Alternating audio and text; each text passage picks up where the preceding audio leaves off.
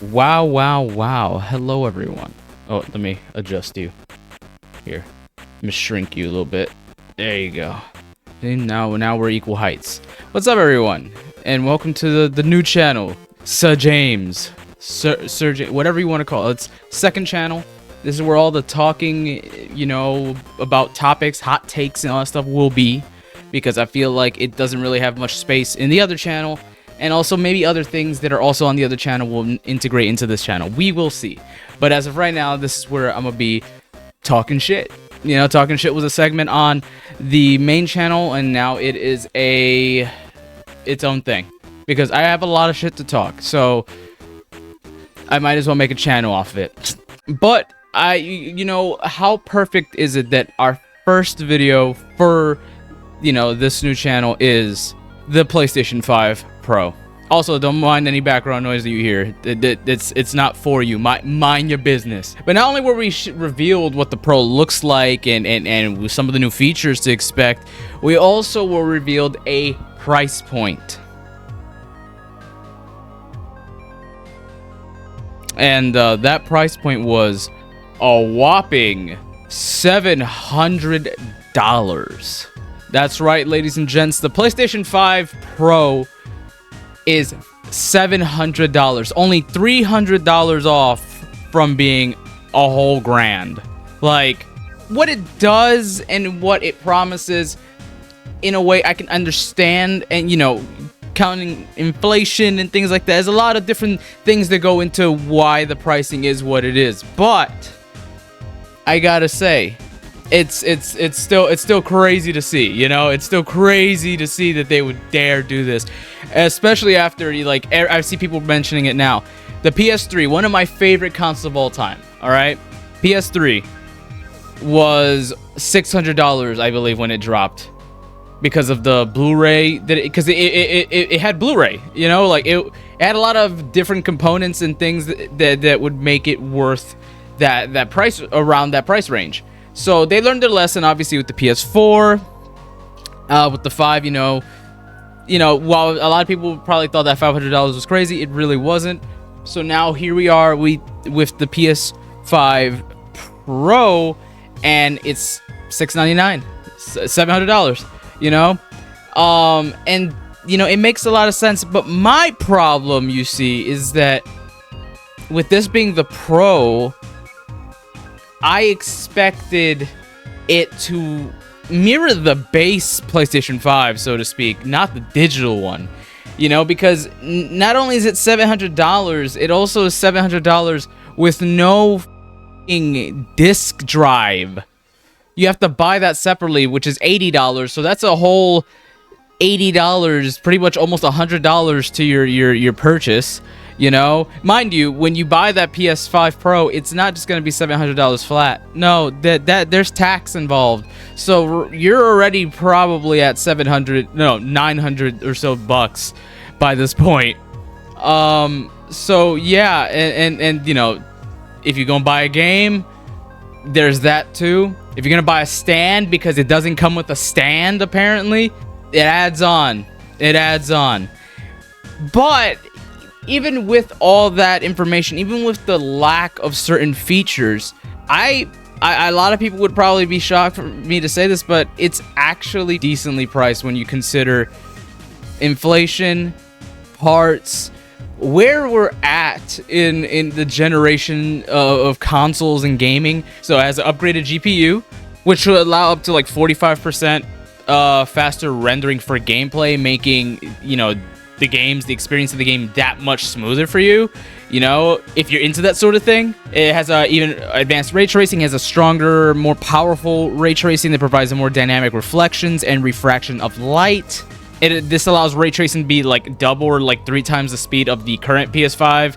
And this one's one of my more intriguing new features, or it intrigues me, AI-driven upscaling. So it's introducing a AI-driven upscaling that uses a machine learning-based technology to provide a super sharp image clarity by adding an extraordinary amount of detail. So like essentially it's like artificial intelligence just learning and then making it look that much better, like adding extra little details and stuff like that. Like This is genuinely some really cool shit. It genuinely is for a console. And that being to say that this is totally a huge optional purchase. You know, like I know a lot of people are going crazy right now. Or $700. What? But it's like, you know, it's definitely a optional purchase. It's not a purchase that you need to make. It's not one that needs to be done. You know, like this is for people who have already had the PlayStation 5 experience, or you know, maybe are looking into getting into the PlayStation 5 experience and want the best version of that. This is for who that is. This is the PS5 is for those who just want the PS5 but better. You know, who are, you know, huge Sony fans who you know, love their games and stuff like that, and you know, just want the best version of their console. That's who this is for. This is the equivalent of Apple releasing an iPhone 15 or 16 Max, Pro Max. You know, like you could be perfectly fine with the ordinary one, but because this is the triple size version, you want that one. You know, like it's the same equivalent, really. So like, while I do understand people kind of freaking out about it, it's kind of silly. Like, you know, I will argue it should have the disc drive. It should have the disc drive. But, you know, with what it's doing, what it's offering, you know, I can kind of understand the price point. And also a 2 terabyte SSD, like, you know, it really is an upgrade from the base PS5. This is for someone who just wants the best of the best in terms of what Sony has to offer. That's what this is for. This is for the extreme Sony connoisseur, the extreme Sony pony, or just someone who wants to have, who wants the newest and greatest of Sony products. You know, like that's the specific market here, really. You know, for me, it's all right. It's cool. I think it's pretty dope. I wish the design was a little better. I wish it felt like a PS5 Pro when I look at it, you know what I mean? Like I felt like the PS4 Pro, it was literally just an extra layer of its original eraser shaped design. I don't know, it being bigger and taller, it felt more of it felt like it did more. I guess, you know, seeing the Pro be kind of slender and stuff like that just kind of feels like, are you really a Pro? Are you really? It's so design wise, I'm kind of underwhelmed. What it does, pretty cool, but not necessary. This is literally the same as like when the PS4 Pro dropped, where it's like, yeah, you can do the jump if you want, but it really isn't necessary. And so that's why, you know, seeing everyone being as outrageous as they are, I'm just kind of confused, because it's like, if you have a PS5 already, what are you bitching about? What? I see. Uh-huh. Yeah, I'm talking to the people.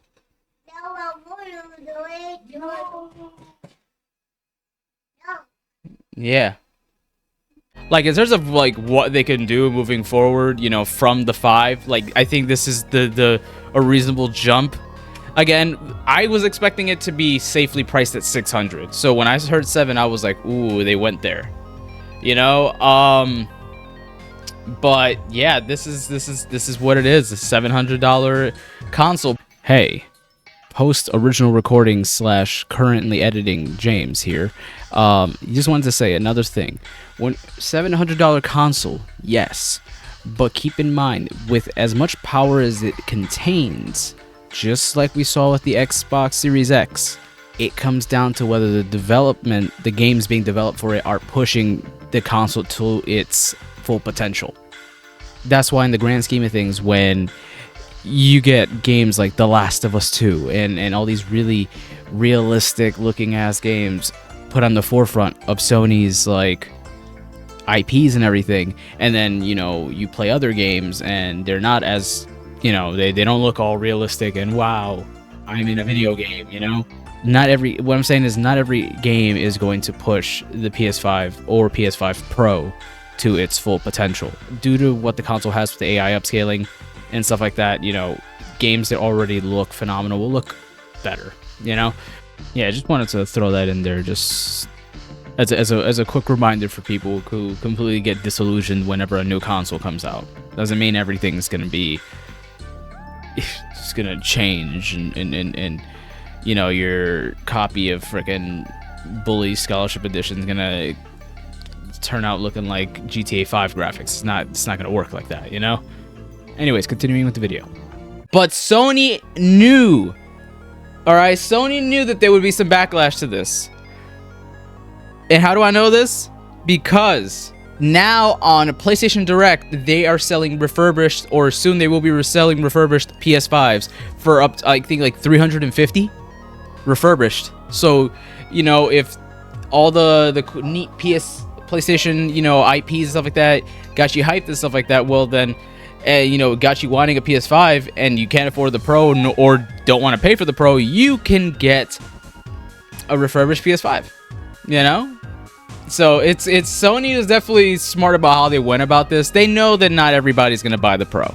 You know, they're well aware of that. That's probably exactly why it doesn't have a disc tray, because they know that this is an item. It's almost like a collector's item. This is for those who actually just want that.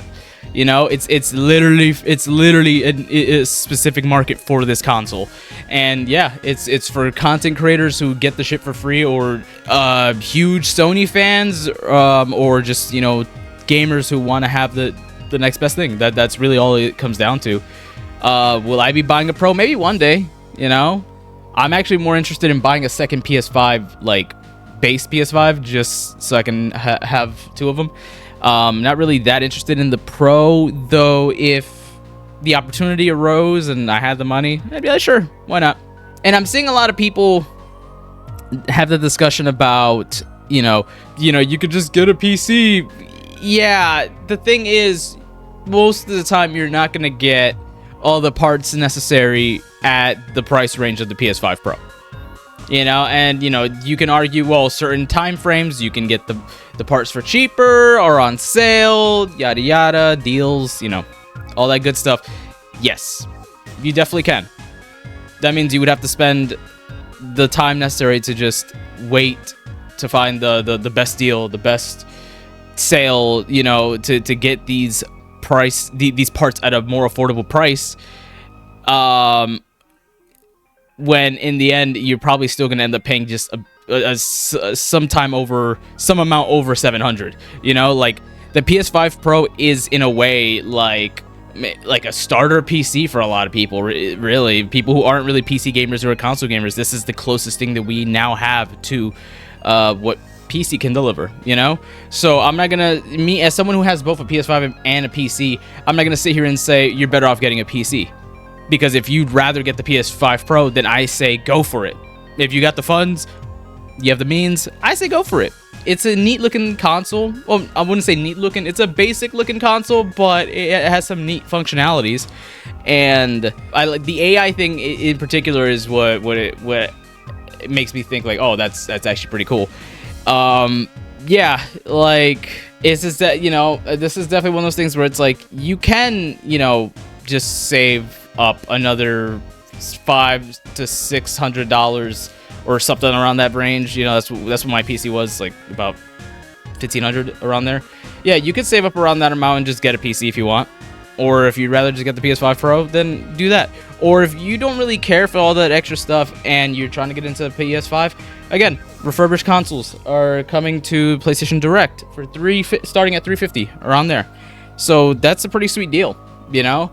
And if you're like a PS5 gamer already and you want the Pro but you don't want to pay $700 and you're not bothered at the idea of turning in your PS5 at your nearest GameStop when the Pro launches to then be able to pay around $3 something for the Pro, then you can do that as well. Like that there are options for it. You know, I won't lie, at first I was a little staggered by the price of the PS5 Pro, but it kind of makes sense. Makes a lot of sense, really. So I'm not overall shocked. Like, you know, and again, and this is coming from someone who I game on PC as well. I get every PC gamer's, you know, idea of like, you know, you're better off with a PC, you're better off. Yeah. The fact of the matter is Sony, Microsoft, Xbox, Nintendo with the Switch, they all have their own like side of the gaming market, you know, and some people are on different sides of that market. PC is great, but it's not the safest thing to have. There's a lot of technical problems, a lot of issues. And granted, like PC, being a PC gamer requires you to be very knowledgeable on PCs. And you know that you might say, no, you know, as long as you have a basic knowledge. No, you kind of need to know what you're doing. You kind of need to know a lot about everything. You know, a little bit of everything you need to know to really get the full experience from being a PC gamer. You know, consoles are a safer, easier alternative, and PC gamers need to wrap that around their brains a little bit. It is a simpler thing. You hook it up, you turn it on, you play the game. PC is not that simple. Well, maybe if you buy a pre-built, I suppose, maybe it's that simple. Maybe.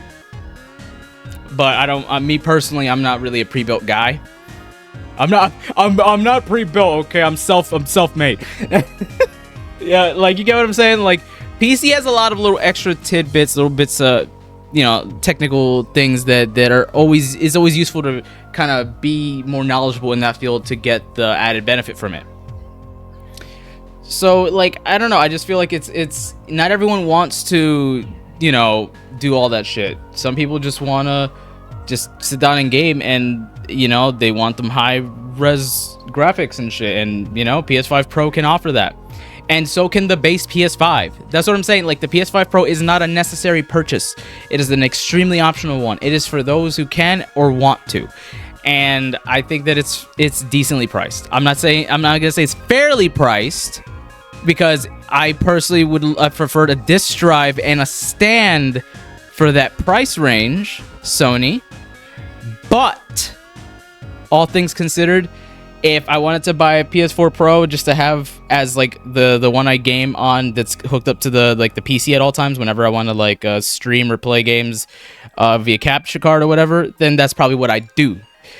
But because I'd want the disc one for like casual gaming, you know? But yeah, no, I don't think this is terrible. I don't think it's great either. Like, it really just goes to show you just how far consoles are pushed at this point, to where the next iterations of them aren't really all that staggering in terms of what they can do. We're at that point with gaming where Apple is with iPhone, where it's like every new phone is just a small little upgrade. In fact, I wouldn't be shocked if this generation of consoles lasts a little bit longer. I can see Nintendo getting the new Switch out because they're still behind in terms of hardware. But in terms of Xbox and Sony, I wouldn't be surprised if the next generation isn't for a little while, until games, or, you know, until there's actually something else to really add to it, you know? And maybe that's what it needs. Maybe we need a little bit of a stalemate right now, you know, and just focus on the games. Because right now, that's the big complaint that everyone's had with this generation, is that the games aren't really there, right? Don't get me wrong. There's a lot of just cluelessness, because there's a lot of games that are released that are unique and interesting. The problem is not a lot of people like to venture off of what they're used to.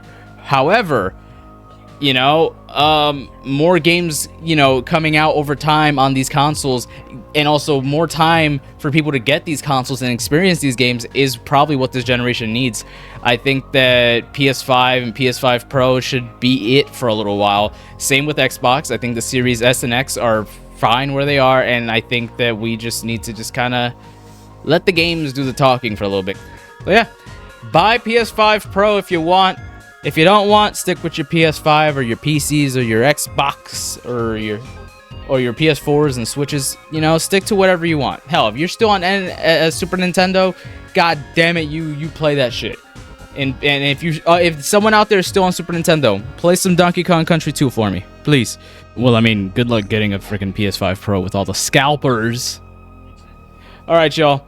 This has been the video. We discussed the PS5 Pro. Do I think it's a reasonable purchase? Kinda. I don't think it's a terribly priced item. I just wish that some of the things that it's lacking were a part of it, because when I think Pro, I think this is the end-all motherfucking be-all of this console's, like, existence.